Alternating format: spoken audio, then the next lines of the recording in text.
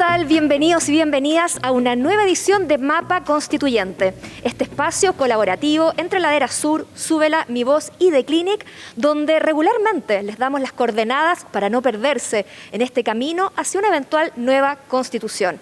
Soy Macarena Lescornés y como siempre me acompaña José María del Pino. ¿Qué tal, José? Hola a todos y bienvenidos. Es un placer nuevamente saludarlos en esta exploración que estamos realizando de los distintos temas que sin duda alguna van a marcar su voto el próximo 4 de septiembre, donde usted va a tener que decidir si aprueba o rechaza el texto que esta Convención Constitucional, que sesiona aquí, en el Palacio Pereira, en parte de sus trabajos, el otro en el ex Congreso Nacional, el lugar donde estamos, es sin duda alguna este tema que les vamos a presentar ahora, una de las evoluciones, han dicho sus autores, algunos de los temas que no estaban necesariamente tratados así en el texto anterior, y son los derechos de la naturaleza, el tema del capítulo de hoy, Maca.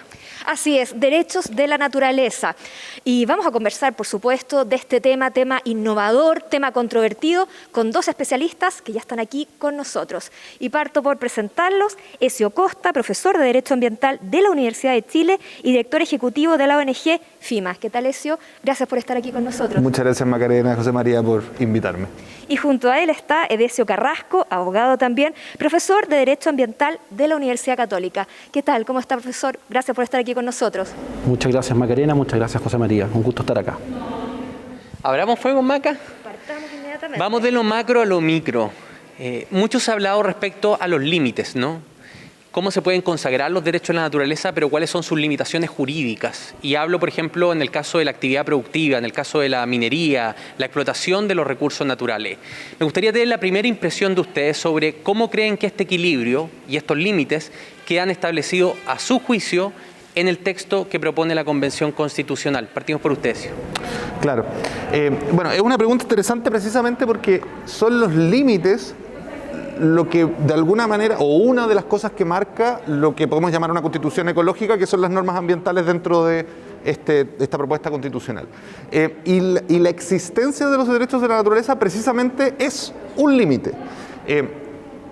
Aclaremos una cosa, ¿no? Los derechos de la naturaleza, los que se reconocen en el texto constitucional que se está proponiendo, son el derecho a la existencia y a la regeneración o restauración en el caso de daños.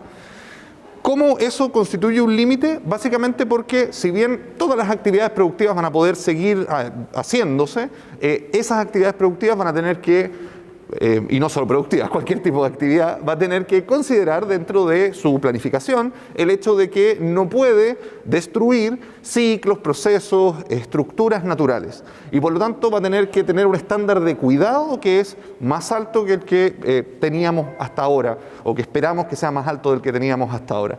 La sola existencia de los derechos de la naturaleza va a marcar, en la Constitución, va a marcar una posibilidad de desarrollo por parte de la jurisprudencia y más relevante, creo yo, va a marcar una posibilidad de desarrollo por parte de la ley, que va a tener que expresar cómo es que funcionan precisamente esos límites a la alteración de la naturaleza. En esto, nuestro aporte como abogados, abogadas, va a ser importante, pero también el aporte de la ciencia va a ser muy relevante, porque vamos a tener que caracterizar muy bien cuáles son los ecosistemas, sus estructuras, sus ciclos, sus procesos, cada vez que una actividad, ya sea productiva o de cualquier tipo, quiera alterarlos.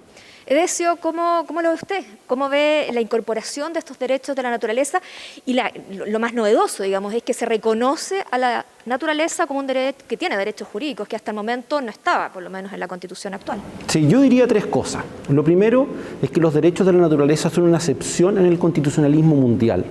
Salvo en Ecuador, en el preámbulo de Bolivia, Chile sería un país que se uniría a esos países que ya tienen reconocido este derecho, ya sea de manera expresa o tácita. Y es en el marco de esa excepción constitucional en que tendremos que entender bien la pregunta de José María. ¿En qué sentido? ¿Cuáles son los límites? Honestamente no lo sabemos. Si bien hay una remisión a la ley, a mí me parece que la naturaleza es objeto de protección, no sujeto de derecho, que es algo distinto. ¿Cuál es la diferencia? Porque para usted los abogados debe ser evidente cuál es lo que distingue entre ser sujeto y objeto. Es bueno aclararlo en qué es lo que implica esa distinción. Las personas son sujetas de derecho, es decir, ejercen derechos, libertades, hay incluso igualdades asociadas que la propia Constitución reconoce. En este caso estamos reconociendo a la naturaleza, además que también tiene derechos a protegerse por sí misma. De hecho, la propia Constitución contempla una defensoría de la naturaleza, es decir, un órgano de la administración del Estado que la va a defender. Y la pregunta que a mí me surge es, ¿qué piensa la naturaleza? ¿Cómo siente la naturaleza? ¿Cuáles son realmente sus derechos? ¿Cuándo efectivamente los alerces, las araucarias, especies de flora y fauna están realmente afectadas y requieren de una titularidad para recurrir a tribunales y defenderse por sí misma, y no en relación a una persona o un grupo de personas respecto a los cuales la naturaleza les presta ya sea un servicio o una función ecosistémica? Es decir, la discusión que hoy día tenemos en general en Chile es que personas respecto a las cuales la naturaleza les presta un bien se sienten afectadas y recurren a tribunales. Hoy día eventualmente la naturaleza podría, a partir de esta defensoría, defenderse por sí misma, sin un vínculo necesariamente a una persona o grupo de personas. Y el riesgo que yo veo en eso es que no sabemos muy bien qué piensa la naturaleza. Segundo, la naturaleza ya es objeto de protección y tendría, obviamente, toda la disposición a que el Estado aumente sus deberes en ese sentido. Pero lo que hacemos finalmente, creo yo, en poner a la naturaleza con sujeto de derechos es igualarla con los seres humanos, cuando en mi opinión es una entidad relacionada con nosotros, pero que tiene atributos distintos. Y porque tiene atributos distintos, le reconozco un estatuto diferente. Y ese estatuto diferente es que el Estado, que nos representa a todos, se hace cargo de esa protección de manera intensa en función de distintos instrumentos, leyes, reglamentos, etcétera. Ahora me imagino que precisamente lo que se deriva de toda esta nueva, digamos, nomenclatura, la Constitución, bueno, el proyecto de Constitución habla de justicia ambiental y uno entiende que eventualmente va a haber que adaptar no solamente la estructura, sino las leyes. ¿Qué más implica? Porque ya un minuto que ya está consagrado constitucionalmente, hay todo como un dominó que se viene hacia abajo, ¿no? ¿Hasta dónde se puede llegar en diferente con lo que tenemos ahora? Que hay, dicho sea de paso, Chile ya tiene una experiencia con tribunales ambientales. ¿Va a haber que crear más de otra entidad? ¿Qué es lo que va a ocurrir? Creo que hay dos dimensiones de esa pregunta que son diferentes y muy interesantes cada una en su profundidad. Por una parte, la idea de justicia ambiental generalmente está referida a la distribución de cargas y beneficios ambientales entre las personas, y entre las personas de la generación actual y de las generaciones futuras. Y ahí hay una dimensión entonces muy social de la protección ambiental. Los derechos de la naturaleza, en cambio, tienen una dimensión que es propiamente de valor intrínseco de la naturaleza. Y ojo, que aquí quisiera algunos de los puntos que tocó Decio recién, dar mi opinión al menos. No se equipara a las personas, sí se le da una entidad de sujeto, pero no se equipara porque se le otorga a la naturaleza, se le reconoce a la naturaleza los dos derechos que mencionamos antes, ¿no? Están claramente establecidos en la Constitución, no hay duda sobre cuáles son: la existencia y la regeneración, restauración. Las personas tenemos una serie de derechos muchísimo más amplios. Y cuando se reconoce el derecho a la existencia y a la regeneración o restauración de la naturaleza, también se marca claramente cuáles son los intereses. No es necesario preguntarle por qué no es posible a la naturaleza cuáles son sus intereses. Nosotros, que somos las personas que estamos estableciendo la normativa, entendemos que como una entidad viva tiene un interés de existir, que es un interés que le hemos otorgado desde el pensamiento humano a todas las entidades vivas, incluidas nosotros mismos. Y protegemos ese deber de existir. Lo mismo han hecho efectivamente constitucionalmente solo Ecuador. Nosotros seríamos el segundo país en el mundo. Con leyes y acuerdos, y fallos judiciales, lo han hecho 30 países en el mundo hasta ahora. Y eso va creciendo precisamente porque hay y aquí voy más directamente a la pregunta, hay una suerte de impotencia por parte de las personas y del derecho sobre cómo hacemos para efectivamente proteger a la naturaleza, entendiendo que le podemos otorgar un valor intrínseco o no, porque hay personas que no le otorgan ese valor intrínseco necesariamente, pero entregárselo o no, pero sí que sabemos que necesitamos una naturaleza funcional para poder seguir existiendo, y existiendo bien, ¿no?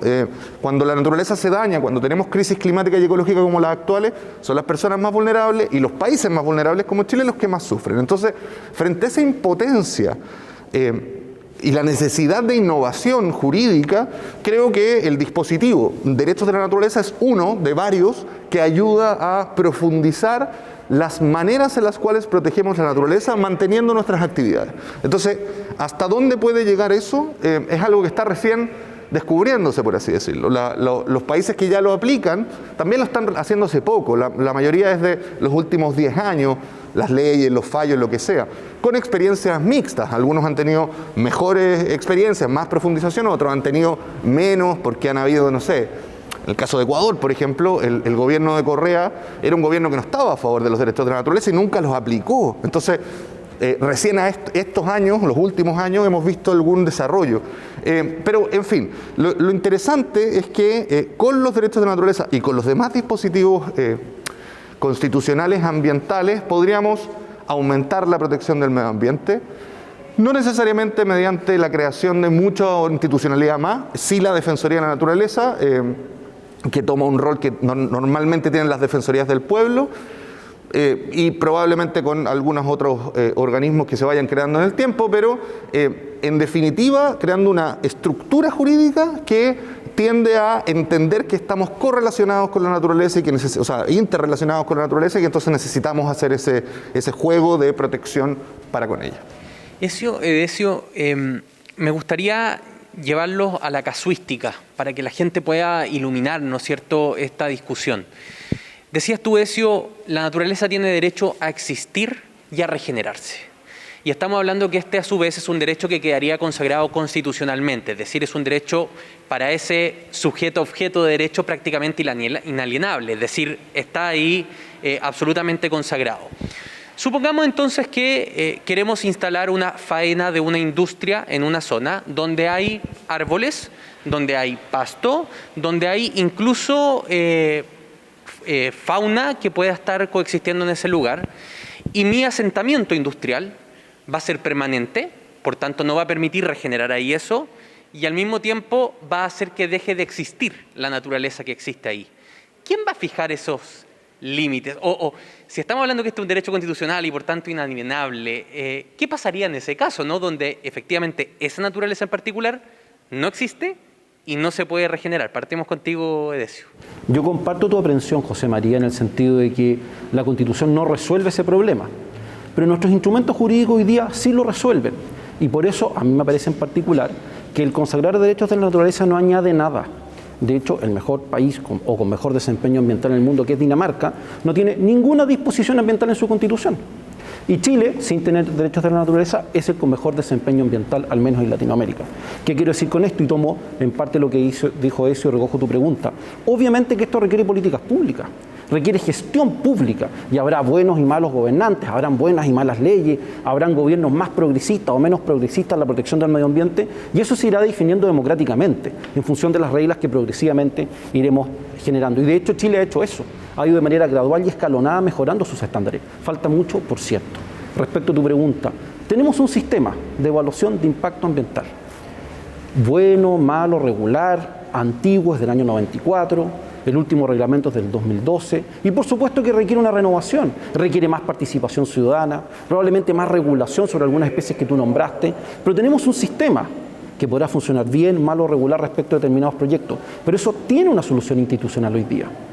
Tiene una solución y habrá que ver en el caso concreto dónde está esa industria, dónde se emplaza, si hay especies o no protegidas, si hay efectivamente un área antropizada o ya intervenida. No es lo mismo desarrollar esa industria en un sector prístino o en un parque nacional o eventualmente en un sector que ya es un sector industrial, en donde ya hay obviamente un nivel de impacto distinto. Pero a eso, a tu pregunta, hay una respuesta institucional. Podemos mejorarla, el sistema de evaluación de impacto ambiental, pero hay una respuesta institucional, y en mi opinión la Constitución, al menos respecto a ese tipo de circunstancias, en principio no añade nada, salvo que efectivamente una Defensoría de la Naturaleza estime que hay especies ahí que eventualmente requieren de una protección adicional. Y mi duda está en quién representa a la naturaleza, quiénes van a estar en esa Defensoría y si van a ejercer o van a entender lo mismo que Macarena Leconés, lo mismo que José María, lo mismo que Ezio, cuando haya que eventualmente proteger esas especies. ¿Por qué te lo digo, José María? Porque en general en un país pobre, desigual como el nuestro, la inversión es relevante y probablemente respecto a ese proyecto van a haber intereses distintos, legítimos, económicos, sociales respecto a las comunidades y probablemente ambientales. Y a mí me parece que el desafío que Chile tiene que articular es un desafío por la sustentabilidad, tratar de articular estos tres principios y otros adicionales para de alguna manera en un engranaje virtuoso, a partir de buenas políticas públicas, dar respuesta a esa pregunta concreta que tú has hecho. Es de eso, disculpa que te interrumpa. ¿Solo la Defensoría de la Naturaleza podría abogarse la titularidad de esos derechos, o yo como ciudadano, José María Alpino, Macarena Leconés, recurro de recurso de protección ante la Corte de Apelaciones, abogando por la naturaleza que está en ese lugar donde este eventual asentamiento industrial podría instalarse. Buen punto, pero ahí van a ser tus derechos. Va a ser tu firma la que está en ese recurso de protección. Claro, porque entiendo que la naturaleza es sintiente, empero no cognosciente. No tiene, la naturaleza no tiene voluntad propia, no puede recurrir. O sea, me imagino que siempre el derecho tiene que recurrir por parte de un tercero. Por supuesto. Y lo que va a ocurrir en el caso inicial que tú planteaste es que tú vas a alegar eventualmente una vulneración a esas especies porque hay un incumplimiento normativo, porque no se está respetando un porcentaje o una cuota determinada respecto a la corta del bosque nativo, porque las medidas eventualmente no son apropiadas por parte de esa compañía para mitigar, compensar o reparar, pero en definitiva lo haces a partir de un control normativo, no a partir de una abstracción respecto a los derechos eventuales que tenga la naturaleza. Y con esto concluyo. ¿Qué es la naturaleza también? Esa es una pregunta mucho más compleja, más profunda, y donde espero que el legislador vaya precisando, eventualmente acotando y definiendo los límites, porque todos los derechos tienen límites, incluidos los de las personas y eventualmente los de la naturaleza. Eso, yo quería tomar una parte que hablaba de eso y que decía, bueno, va a haber la participación de las comunidades, etcétera. Y ahí se agarra a un concepto que viene en alguno de los apartados que aborda los derechos de la naturaleza, que tiene que ver con la democracia ambiental. Lo subrayan, los constituyentes lo subrayaron mucho, la idea de la democracia ambiental. ¿Qué implica ese concepto? ¿Cuáles pueden ser sus derivadas? ¿Y qué cambia en la relación lo que hay hoy? Porque nuestro ordenamiento sí contempla que haya cierta participación, alguien podrá decir muy limitada aún, de las comunidades, pero sí lo contempla. ¿Qué cambia eso? ¿Lo hace más obligatorio? ¿Lo hace quizás en ámbitos en que hasta el momento no entra la democracia ambiental o se amplía aún más? Voy a tomar un punto de los derechos de la naturaleza y vuelvo a democracia ambiental. El programa de usted, así que... Gracias. Creo que hay un par de cosas que me parecen quizás confusas que quisiera aclarar. La primera tiene que ver con qué significa que sean derechos de la naturaleza. No significa que sean derechos de cada planta, de cada árbol, de cada animal. No es eso lo que está protegido, sino que es la naturaleza como un sistema interconectado. Luego entonces lo que se protege son ciclos y procesos de la naturaleza que, por ejemplo, en el ejemplo que tú dabas, una industria que se instala en un lugar, normalmente va a depender del lugar y un montón de cosas, pero normalmente no va a alterar ningún ciclo, ni proceso, ni estructura de la naturaleza y por lo tanto esa distinción no es muy problema. Importante, ¿no? Sí, exactamente. Por eso la hago, ¿no? ¿Cómo se está protegiendo en la Constitución del 2022? Es mediante esta idea de la naturaleza como un todo. En otras normas se protegen, y en otros fallos, sobre todo en fallos judiciales que hay en el mundo, en Colombia, en Nueva Zelanda, se protegen un ecosistema. Entonces se dice, este río tiene derechos, y este río tiene derechos, y por lo tanto hay que respetar los ciclos de este río. No ha sucedido que se proteja a cada uno de los elementos, ni tampoco de la lectura de la Constitución me parece que esa sea la idea. Esa es una primera cosa. Y la segunda es que a mí me llama la atención, de lo que decía recién Edesio, pero que también lo he escuchado otras veces, por supuesto que hay un montón de conceptos en las constituciones. Las constituciones, las leyes, los reglamentos y cualquier otra cosa que leamos contiene conceptos, y los conceptos son cosas que se discuten. El contenido de los conceptos es siempre discutido, y si no, los abogados no tendríamos trabajo y los profesores de derecho no existiríamos. Y entonces esta Constitución, como todas, va a tener conceptos que se van a discutir. La Constitución del 80 tiene el derecho a vivir en un medio ambiente libre de contaminación, y hemos escrito libros, sobre qué significa eso, ¿no? Porque, bueno, es un concepto complicado y difícil de aplicar, pero eso no debería ser un problema para efectos de la existencia de una normativa, ¿no? O sea, esos conceptos siempre los vamos a ir afinando, y además los vamos a ir, se van a ir y se han ido los anteriores y en el tiempo, se han ido balanceando de alguna manera. La gracia que tienen los derechos de la naturaleza, para mí, no es tanto el hecho de que podamos ocuparlos para litigar. Tiene también ahí una potencialidad.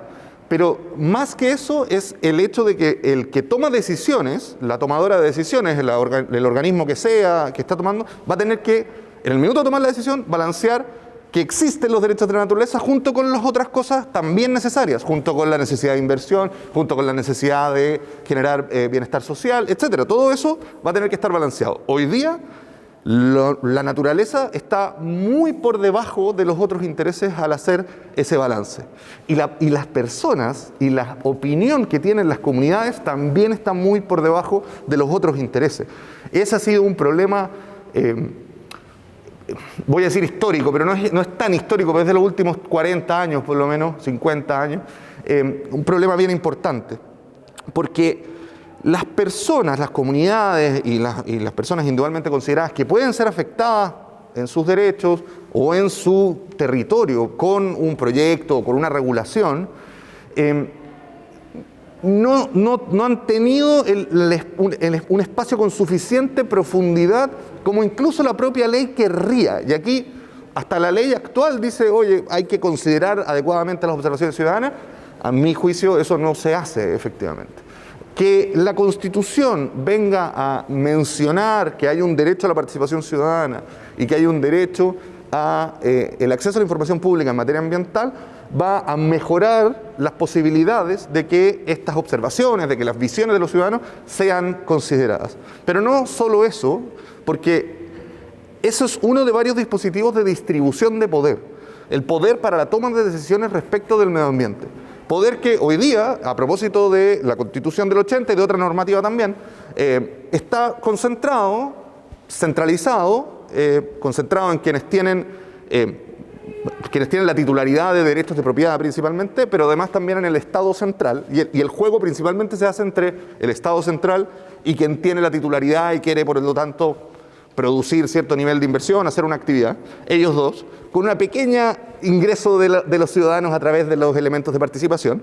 Y lo que está proponiendo esta nueva Constitución es que en ese juego también se integren las regiones, que es muy importante, o sea, hay una distribución hacia las regiones, eventualmente también hacia las comunas, eso va a requerir de un desarrollo legislativo, pero eventualmente también las comunas, y las personas un poquito más arriba y la naturaleza. O sea, vamos a tener más factores para tomar la decisión, o el que toma la decisión va a tener más factores para decidir. Y eso podría, y espero yo que así sea, llevar a decisiones más equilibradas. ¿Y es posible conseguir con tantos factores un equilibrio también de desarrollo productivo? Y nos quedan muy poquitos minutos, entonces esta pregunta que tiene que ver precisamente sobre el equilibrio economía y sostenibilidad, les pediría que intentaran de resumirla en un concepto para fijar sus distintas posiciones, Decio. A ver, yo comparto buena parte de lo que se ha dicho, creo que requerimos más y mejores instancias de participación. Probablemente muchas de las personas que nos están viendo no han participado jamás en un proceso de participación ciudadana de un proyecto, de una norma, y creo que eso hay que avanzar mucho. Me parece bien que la Constitución avance en ese punto. Mi única prevención respecto de la participación o de la democracia ambiental es que hay que ser cuidadosos también. En La Higuera, por ejemplo, la gente quiere el proyecto Dominga. ¿La vamos a escuchar o no? No, es que la opinión de la gente ahí no es suficiente para tomar la decisión. Yo estoy de acuerdo. No puede ser solamente esa posición. También hay una dimensión técnica, también hay una dimensión jurídica y también hay una dimensión política. Pero cuando las personas estén a favor de un proyecto o estén en contra, debiesen tener, en mi opinión, el mismo rango, la misma esfera, el mismo poder de decisión. No mucho poder cuando estoy en contra, ni poco poder cuando estoy a favor. Hago esa prevención. Y a tu pregunta, me parece que ese es el desafío que Chile tiene por delante, que es articular, por una parte, poder central, poder regional y poder comunal, ciencia por una parte, derecho por otra, y finalmente una participación ciudadana, yo no diría vinculante, en eso yo discrepo de algunos. Me parece que uno elige autoridades representativas, presidente, congreso, diputados y diputadas, o Cámara de las Regiones, como surge en el futuro, gobernadores, alcaldes, y me parece que uno entrega un mandato democrático. Y si esas personas no cumplen o no hacen lo que a mí, en lo personal, me gustaría, tendré que cambiarlas en la próxima elección y deposito un mandato en ellos. Pero sí me parece que la participación ciudadana, no pudiendo reemplazar a nuestras autoridades, sí puede ser más incidente, cumpliendo el espacio, la calibración suficiente en la toma de decisiones, y eso es un desafío pendiente a tu pregunta. Ya hablé de participación, entonces, pero el tema... Al equilibrio, ¿no? Claro, al equilibrio productivo, exactamente. Y en el fondo poder proteger el ecosistema. Sí, creo que hacia allá tenemos que apuntar, o sea, no hay dudas de eso, y en esto creo que, además, en general, todos los que trabajamos en medio ambiente estamos de acuerdo que para allá hay que apuntar. Podemos tener distintas visiones sobre los caminos con los cuales llegar a eso, o cómo se vería eso, ¿no? Pero sin dudas hay que balancearlo, porque si hay una cosa en la que estamos también todos de acuerdo, la misma Convención Constitucional lo votó así como una declaración al principio del proceso, es que estamos en una crisis climática y ecológica y que tenemos que hacernos cargo de eso. Parte de hacerse cargo de eso es cómo balancear nuestras actividades productivas para seguir teniéndolas, porque evidentemente las necesitamos para nuestro bienestar material, con la protección del medio ambiente. Hoy día ese balance no está diría yo que las instituciones están cargadas hacia lo productivo en lugar de estar efectivamente balanceadas.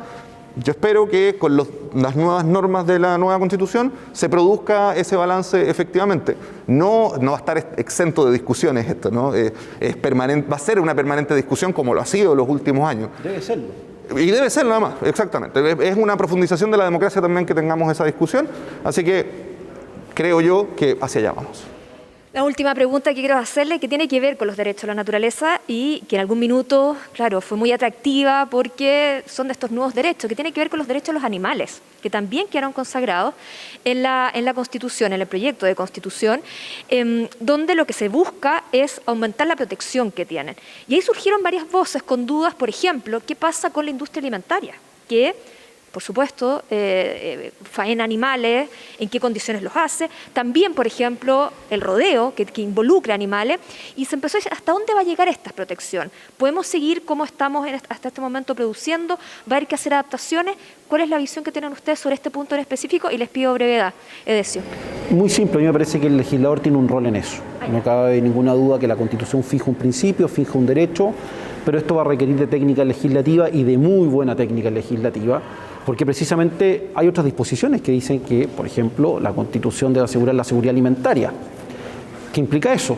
Disponer, por supuesto, de nuestros recursos para seguir siendo una potencia alimentaria.